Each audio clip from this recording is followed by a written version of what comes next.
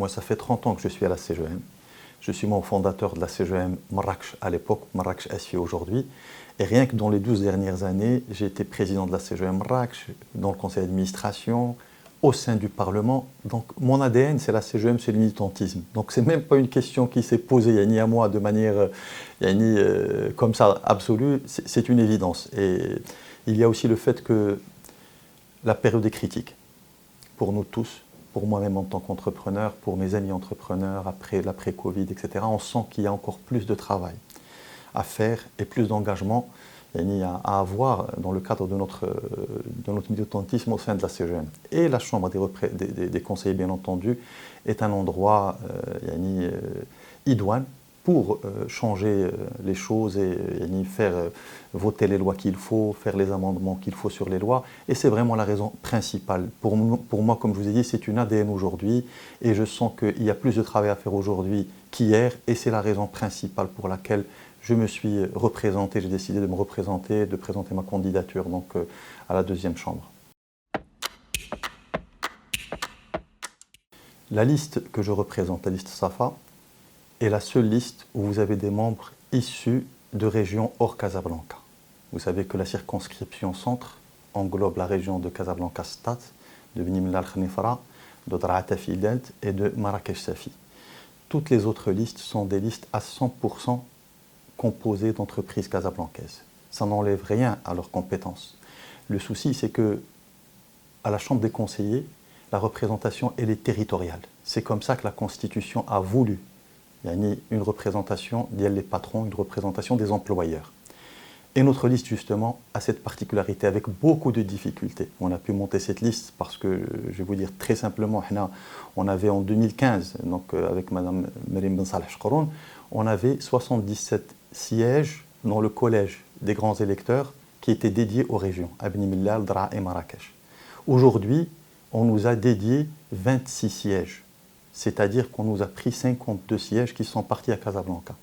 C'est-à-dire qu'au lieu d'aller vers la régionalisation, de donner un peu plus de voix aux régions, parce que c'est ça le nouveau modèle de développement, c'est ce qui nous est demandé. Les régions ont des besoins différents des fois du centre, malgré que le centre est la locomotive et qu'on aide aussi à faire avancer, ce qui est normal. Donc c'est la vraie spécificité de notre liste. Et pour vous faire encore une fois des chiffres très clairs et très parlants, les 3 régions font 150 000 km². Ils ont 8,5 millions d'habitants. Casablanca, on a 6,5, c'est déjà beaucoup. On a quelque chose comme 250 000 employés dans cette région. On a 35 000 entreprises. Imaginez que toute cette région n'est pas un représentant issu de cette région. Qui va parler des difficultés de l'après-Covid d'aujourd'hui dans ces régions? Nous les connaissons, nous les vivons. Les autres candidats, certainement, en ont entendu parler, mais ils ne les vivent pas. Et c'est ça la représentativité, et c'est ça la spécificité de notre liste. C'est-à-dire que même les choses qu'on représente et qu'on veut défendre et qu'on comprend sont différentes de la compréhension que peuvent avoir les gens de Casablanca. Les priorités déjà vont être fixées par le calendrier de la Chambre. C'est un petit peu l'avantage d'expérience qu'on a aujourd'hui après les 6 années passées à la Chambre. Ce sera la loi de finances. On aura la loi de finances qui sera devant nous et c'est une loi de finances extrêmement importante parce que déjà cette loi de finances va être cadrée pour la première fois par la loi cadre des finances qu'on avait réclamée lors des assises et qui aujourd'hui est une réalité. Donc la loi de finances, qu'est-ce qu'on veut en faire? Et là, le conseil d'administration de la CGM doit intervenir parce que c'est lui qui fixe les axes et qui fixe la vision.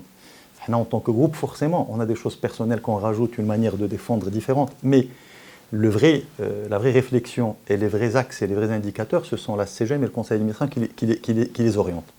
Et si je peux dire, moi, 2-3 petites choses là-dessus, aujourd'hui, le plus important, c'est la relance.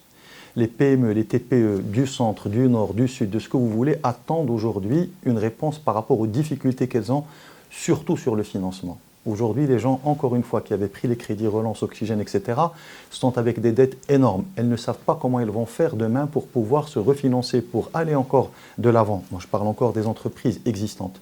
Donc, à mon avis, les priorités, le court terme, c'est comment on va faire pour relancer la machine de l'investissement et de l'emploi au Maroc.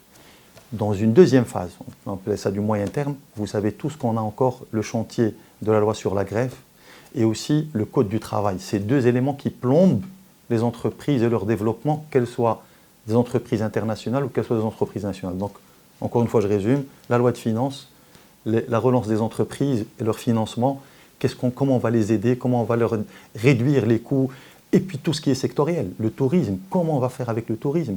Aujourd'hui, c'est une vraie question.